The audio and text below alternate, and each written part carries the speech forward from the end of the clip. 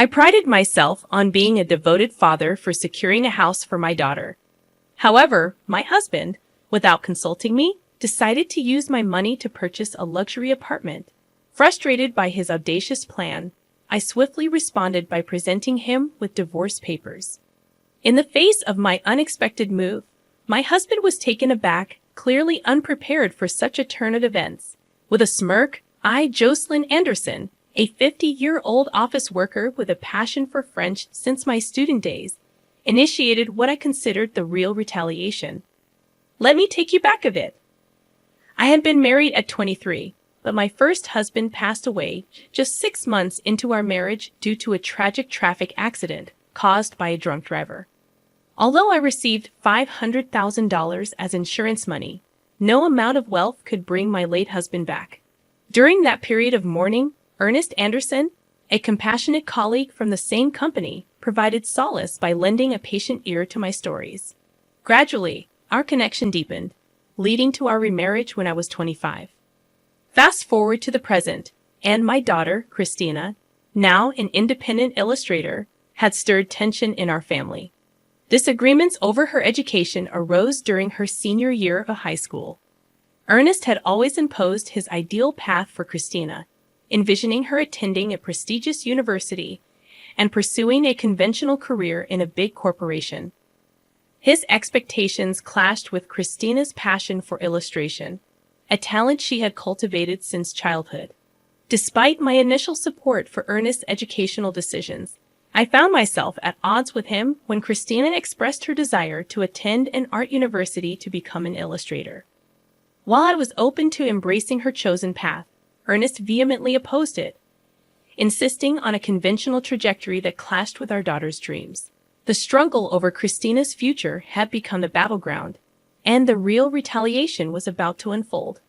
I opted not to embark on a freelance career initially, choosing instead to work for a company. Christina shared her aspirations to become an illustrator, but my husband dismissed her dreams, considering it merely a pastime with drawings. His harsh words compelled me to defend Christina's autonomy, asserting that it was her life, and she should have the opportunity to pursue her passion. This stance only fueled his anger, as he asserted that it was his daughter and that a child's role was to fulfill their parents' dreams. He adamantly believed that if Christina followed his prescribed path, she would unquestionably find happiness. I was taken aback by his biased views, hoping he would eventually understand and support our daughter's choices. Unfortunately, my optimism was misplaced, leading to a deep rift between us. Despite my financial support for Christina's education and living expenses, Ernest remained dissatisfied, continually expressing his discontent. Even after Christina successfully gained admission to her preferred art university and secured a job as an illustrator, Ernest refused to acknowledge her achievements. His complaints persisted, questioning the worth of the money spent on tutoring and labeling her a failure. Christina, resilient in her pursuit, worked energetically, occasionally sacrificing weekends and sleep for her craft. However, Ernest's attitude towards her job remained unchanged. Moreover, he became harsher towards me for supporting Christina, criticizing everyday aspects of our household. Realizing this was his true nature, I found staying at home increasingly painful. Fortunately, our work roles in different departments at the same company spared me from daily confrontations. Yet, amidst this strained dynamic, Ernest surprisingly declared his intention to buy Christina a luxury apartment, citing her importance as his daughter. Despite his apparent disdain for her career choice, this sudden change in attitude raised suspicions, prompting me to question his motives. Doubts crept into my mind about whether Ernest even had the financial means to purchase a luxury apartment. Observing my reaction, he coldly smirked and disclosed his plan, stating that I would be the one footing the bill. Shocked, I protested, urging him not to make such decisions without consulting me. Angrily, Ernest snorted, revealing his knowledge of the $500,000 insurance money from my late husband, suggesting I use it to fund the apartment. He callously declared his intent to live there with Christina, emphasizing that both she and I were ultimately his possessions. Fueled by a fierce anger, I could not fathom his vindictive scheme and the audacity to exploit crucial insurance money for such a purpose. In response, I retaliated without mercy, presenting him with divorce papers. Astonished, Ernest likely hadn't anticipated my preparedness. But this marked the commencement of my real retaliation. Facing him with a smirk, I explained my long-standing lack of trust in someone who discriminated against his own daughter and expressed my exhaustion with constant criticism. I disclosed my decision to divorce him, clarifying that I had been contemplating it for a while, waiting for the opportune moment. Seizing on his earlier mention of divorce, I handed him the papers, urging him to file quickly if he desired freedom. Initially dismissing it as a joke, Ernest reacted angrily when confronted with the reality of divorce. My anger peaked as he attempted to downplay the situation. Unperturbed, I insisted he accept the divorce papers, emphasizing the incomprehensible principles behind his actions.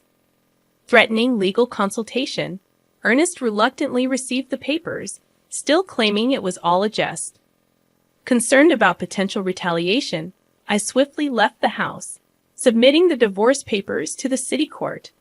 I promptly informed Christina about the outrageous behavior, and she too expressed fury. She condemned her father's actions and offered solace, suggesting that I stay at her apartment for a while. So, I made the decision to spend the night at Christina's place. That evening, we delved into discussions, meticulously planning our next moves against Ernest. About a week later, on holiday, Christina and I paid a visit to Ernest's house, the place I had called home until just a week prior, now feeling like a distant stranger's abode. Upon ringing the doorbell, Ernest swiftly emerged, adopting a condescending gaze as he questioned our purpose.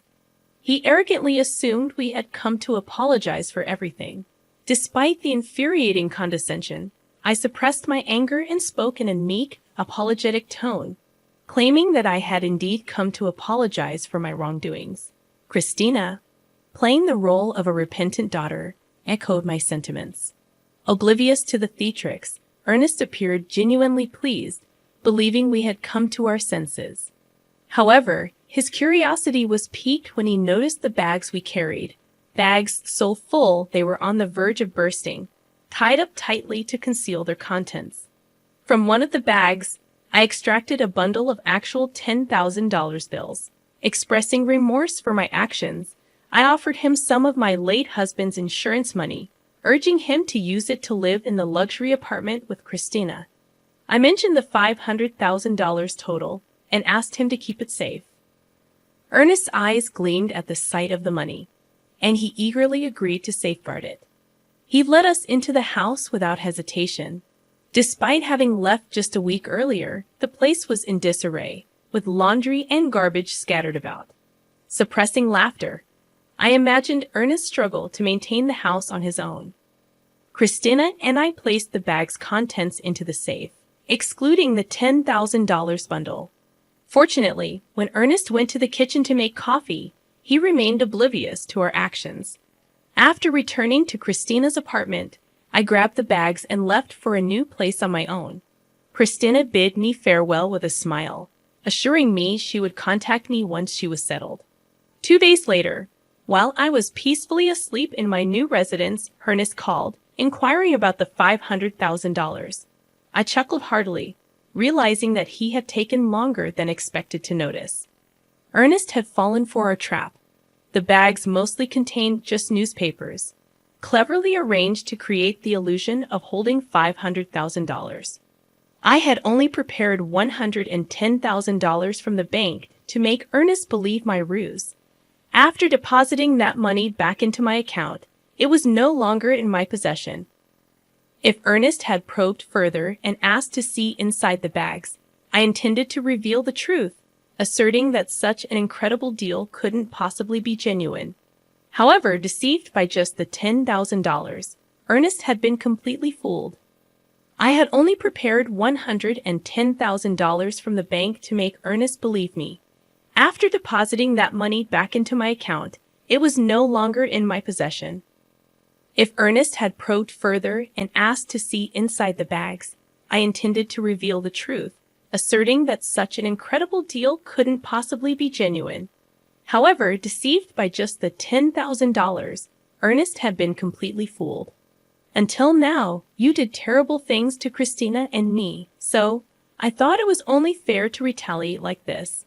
If you want to resent someone, resent your past self, not me, I calmly stated. Ernest, looking troubled, began to plead, admitting his faults and asking me to return. Shocked by his selfish reasoning, I firmly rejected his proposal. I'm not an ATM or your housekeeper. You're an adult, handle it yourself. Besides, I'm in France now. This isn't just a vacation. It's an overseas transfer for work. I decided to divorce you and start a new life abroad. I revealed, explaining my decision to pursue my dreams and escape from him. Ernest, perplexed by the news, questioned why I hadn't informed him earlier. I dismissed his query, stating that we were practically strangers now, working in different departments. Furthermore, I revealed that Christina would contact him the next day through a messaging app. The following day, amidst the early hours due to the time difference, I initiated a video call through the messaging app with Ernest and Christina. Christina began expressing her sentiments, reminiscing about her childhood adoration for Ernest, but quickly transitioning to her current disdain. You completely dismissed my career choice. That's when I saw your true nature. You just wanted to control me. There was no love. Now, I hate you and never want to see you again. This call is the last time we'll speak. I'm cutting ties, Christina declared firmly, leaving Ernest visibly distressed. Unexpectedly calm, Ernest pleaded for her understanding, seemingly assuming Christina would always adore him. However, Christina remained resolute, urging him to reflect on his actions. She then informed him that she had moved, advising him not to attempt to locate her new address through investigators or any other means. Adding to her announcement, I informed Ernest that I had informed his workplace, relatives, and parents about the reasons for our divorce, ensuring transparency about our decision. With that, the call concluded, leaving Ernest to reflect on the consequences of his actions. After ending the video call with Christina, I mirrored her actions, ignoring Ernest's pleading apologies. His remorse no longer held any significance to me. Christina expressed a sense of relief, feeling liberated after voicing her true feelings. Executing our plan brought a semblance of satisfaction, especially witnessing the impact it had on Ernest. In the aftermath, Ernest faced consequences at various fronts. He became uncomfortable at work and eventually resigned. Disowned by relatives and parents, he had to abandon the luxury apartment purchase. His disruptive actions even led to a scene at Christina's workplace, resulting in a ban for entering.